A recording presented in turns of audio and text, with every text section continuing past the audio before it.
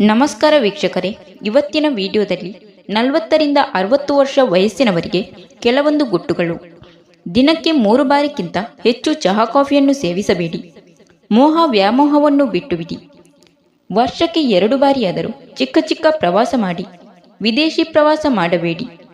ಮಕ್ಕಳು ಬೆಳೆದಿರುತ್ತಾರೆ, ಅವರ ವಿಷಯದಲ್ಲಿ ಮೂಗು ತುರಿಸಬೇಡಿ. ಸಲಹೆಗಳನ್ನು ಕೇಳಿದರೆ ಮಾತ್ರ ನೀಡಿ. ಬಿಗಿಯಾದ ಬಟ್ಟೆಗಳನ್ನು ಎಂದಿಗೂ ಧರಿಸಬೇಡಿ. ಧ್ಯಾನ ಕೇಂದ್ರಗಳಿಗೆ ಭೇಟಿ ನೀಡಿ. ನಿಮ್ಮಲ್ಲಿರುವ ಹವ್ಯಾಸಗಳನ್ನು ಬೆಳೆಸಿಕೊಳ್ಳಿ. ಮೆದುಳನ್ನು ಹರಿತಗೊಳಿಸುವ ಪದಬಂಧ ಸುಡೋಕು ಪೂರೈಸುವುದನ್ನು ಮುಂದುವರಿಸಿ. ನಿಮ್ಮ ಆಯ್ಕೆಯ ಪುಸ್ತಕಗಳನ್ನು ದಿನಲೂ ಓದಿ.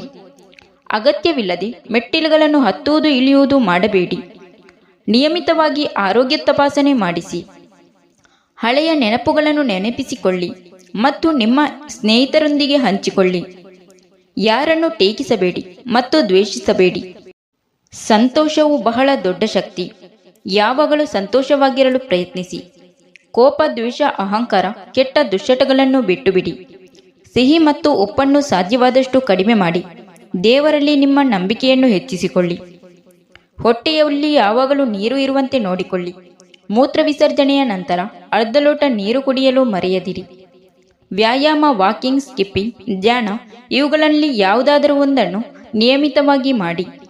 ದಿನವಿಡೀ ಒಂದೇ ಜಾಗದಲ್ಲಿ ಕುಳಿತಿರದೆ ಅರ್ಧ ಗಂಟೆಗಳಿಗೊಮ್ಮೆ ಬದಲಾಯಿಸಿಕೊಳ್ಳಿ. ಬದುಕಲು ತಿನ್ನಿರಿ, ತಿನ್ನುವುದಕ್ಕಾಗಿ ಬದುಕಬೇಡಿ. ಕರಿದ ಮತ್ತು ಖಾರದ ಪದಾರ್ಥಗಳನ್ನು ಹೆಚ್ಚಾಗಿ ಸೇವಿಸಬೇಡಿ. ಪ್ರೋಟೀನ್ ಯುಕ್ತ ಆಹಾರವನ್ನು ಸೇವಿಸಿ. ಕೊನೆಯದಾಗಿ, ಯಾವಾಗಲೂ ಸಕಾರಾತ್ಮಕ ಭಾವನೆಯನ್ನು ಇಟ್ಟುಕೊಳ್ಳಿ. ಶೌಚಕ್ಕೆ ಕುಳಿತಾಗ ಹೆಚ್ಚು ಉಗುಳುವುದಾಗಲಿ, ಉಸಿರು ತಡೆಯುವುದಾಗಲಿ, ತಿಣುಕುವುದಾಗಲಿ ಮಾಡಬೇಡಿ. ಶೌಚಕ್ಕೆ ಹೋಗಿ ಬಂದ ಕೂಡಲೇ ಕಾಫಿ, ಟೀ ಕುಡಿಯುವುದು ಮಾಡಬಾರದು. ಸ್ನಾನ ಮಾಡುವಾಗ ಕೈಕಾಲು, ಕಿಬ್ಬೊಟ್ಟೆ, ಹೊಕ್ಕುಳು, ತೊಡೆ ಹಸ್ತದಿಂದ ಚೆನ್ನಾಗಿ ತಿಕ್ಕಿಕೊಳ್ಳಿ. ಸ್ನಾನ ಮಾಡುವಾಗ ಕಡಲೆ ಹಿಟ್ಟು ಅಥವಾ ಸೀಗೆ ಪುಡಿ ಉಪಯೋಗಿಸುವುದು ಒಳ್ಳೆಯದು. ಸ್ನಾನದ ಅರ್ಧ ಗಂಟೆಯ ನಂತರ ಊಟ ತಿಂಡಿ ಮಾಡಬೇಕು. ಆಹಾರವನ್ನು ಚೆನ್ನಾಗಿ ಅಗೆದು ತಿನ್ನಬೇಕು. ಇದರಿಂದ ಚೆನ್ನಾಗಿ ಜೀರ್ಣವಾಗುತ್ತದೆ. ಹೆಚ್ಚಾಗಿ ಸಂಭೋಗದಲ್ಲಿ ಪಾಲ್ಗೊಳ್ಳಬಾರದು. ಬಲಭುಜ ಮೇಲೆ ಮಾಡಿ ಮುಖ ತೆರೆದುಕೊಂಡು ಮಲಗಬೇಕು. ಶವಾಸನ ಸ್ಥಿತಿಯಲ್ಲಿ ಮಲಗಿ ನಿದ್ದೆ ಮಾಡಬೇಕು. ಮಲಗುವಾಗ ಮೂಗಿನಿಂದಲೇ ಉಸಿರಾಡಬೇಕು. ಕಾಯಿಸಿ ಆರಿಸಿದ ನೀರು ಕುಡಿಯಬೇಕು.